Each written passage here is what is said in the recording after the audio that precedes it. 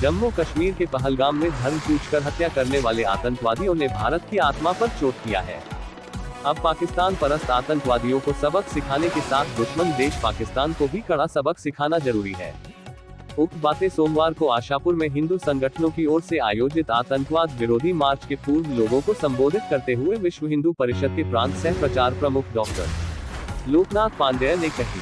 उन्होंने कहा कि कश्मीर के पहलगाम में हुए हिंदू पर्यटकों की जघन्य हत्या दुश्मन देश पाकिस्तान की एक सोची समझी चाल है। उन्होंने पाकिस्तानी लड़कों से शादी कर भारत में रह रही महिलाओं और उनके परिजनों पर भी कड़ा ऐतराज जताया। डॉक्टर पांडेय ने सरकार से मांग करते हुए कहा कि इस गंभीर मामले पर तुरंत ध्यान देना बेहद जरूरी है। कानून में तुरंत बदलाव कर ऐसे लोगों को तत्काल पाकिस्तान भेज देना चाहिए। पाकिस्तानियों से शादी करने वाली महिलाओं उनके बच्चों को आखिर भारत में रहने का अधिकार क्यों है? क्या ऐसे लोग भारत के गरीब लोगों का हक नहीं मार रहे हैं? पृथ्वी फाउंडेशन के अध्यक्ष एवं पूर्व प्रधान नागेश्वर मिश्र ने कहा कि भारत को अब तुरंत पाकिस्तान पर हमला कर देना चाहिए, लातों के भूत बातों से नहीं मानते। भाजपा नेत्री सीता रानी मिश्रा, विहिप के पूर्व महानगर सह मंत्री संजय सिन्हा ने कहा कि दुश्मन देश पाकिस्तान से भारत के लोगों को गंभीर खतरा है। ऐसे में कानूनी बदलाव कर पाकिस्तानियों से शादी करने वाली महिलाओं को भी सपरिवार तुरंत पाकिस्तान भेज देना चाहिए। इस दौरान पाकिस्तान मुर्दाबाद, आतंकवाद मुर्दाबाद के नारे लगाते लोगों ने विभिन्न मोहल्लों से होते आशापुर चौराहे पर लगे अशोक चिन्ह के समीप मोमबत्ती जलाकर मृतकों के आत्मा की शांति के लिए 2 मिनट का मौन रखा गया। इस अवसर पर विश्व हिंदू परिषद के प्रांत सह प्रचार प्रमुख डॉक्टर लोकनाथ पांडेय, डॉक्टर मारुति नंदन मिश्रा, संजय सिन्हा, पृथ्वी फाउंडेशन के अध्यक्ष एवं पूर्व प्रधान नागेश्वर मिश्रा, भाजपा शिवपुर विधानसभा के मीडिया प्रभारी धर्मेंद्र पांडेय, भाजपा की पूर्व उपाध्यक्ष सीता रानी मिश्रा, व्यापारी नेता राजेंद्र मौर्य, सूरज सिंह राजपूत, पंकज श्रीवास्तव, ललित मोहन तिवारी, अजय कुमार, पंकज पुजारी, मुन्ना मिश्रा, नाथुराम, कमलेश चंद्र मिश्रा, अशोक श्रीवास्तव, रामेश्वर प्रसाद गुप्ता, ईश्वर सरन गुप्ता, अंकित श्रीवास्तव, बंटी विश्वकर्मा आदि मौजूद थे।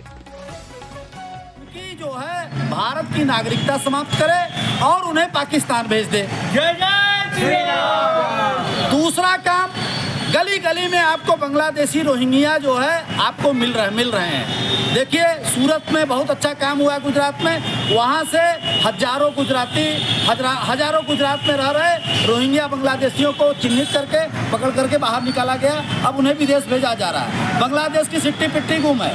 हमारे देश में गरीबों का हक जो मारने वाले हैं यह जो है जिहादी आतंकवादी और उनके बच्चे हैं। तो सबसे पहले पाकिस्तान पर हमला हो, लेकिन देश के अंदर छुपे गद्दारों को तत्काल देश से। इस जघन्य अपराध के लिए आप क्या कहना चाहेंगे? इस जघन्य अपराध के लिए कहने के लिए कोई शब्द नहीं है कि जिस तरह से 26 हिंदुओं को धर्म पूछ करके कलमा न पढ़ने पर मारा गया है, वास्तव में इनको हम लोग जो आतंकवादी कहते हैं यही गलत है। ये आतंकवादी नहीं, ये जिहादी हैं। और जिहाद का मतलब होता है धर्म युद्ध, और ये धर्म युद्ध के नाम पर जो है गैर मुस्लिमों का कत्लेआम करते हैं। इसलिए और ये कुछ हमारे देश के ही राजनीतिक दल जो कह रहे हैं कि आतंकवादियों का धर्म नहीं होता है, मैं उनको बताना चाहता हूं कि आतंकवादियों का धर्म होता है और वो जिहाद के अंतर्गत ही हम सबका कत्ल कर रहे हैं। इसको पर इतना जघन्य जो पाप हो रहा है,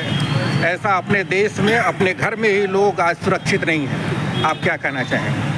मैं बहुत इसकी निंदा करती हूँ, कड़े शब्दों में इसकी भर्त्सना करती हूँ। जिस तरीके से हमारे 28 हिंदू भाइयों को मारा गया, ये बहुत ही बड़ा अपराध जो है पाकिस्तान द्वारा किया गया। अब मैं मानती हूँ कि घर का भेदी लंका ढाए, कहीं न कहीं घुसपैठिए यहाँ भी आकर के बसे हुए हैं, जिस कारण ऐसा जघन्य अपराध हुआ हमारे सैलानी भाइयों के साथ। उनकी माएँ बहनें जिस तरह से बिलख रही हैं, रो रही हैं, उनके परिवार में कोहराम मचा है। मैं माननीय मोदी जी से, माननीय अमित शाह जी से और माननीय योगी आदित्यनाथ जी से निवेदन करना चाहती हूँ कि अब इनको समय देने की आवश्यकता नहीं है, हमें युद्ध की जरूरत है।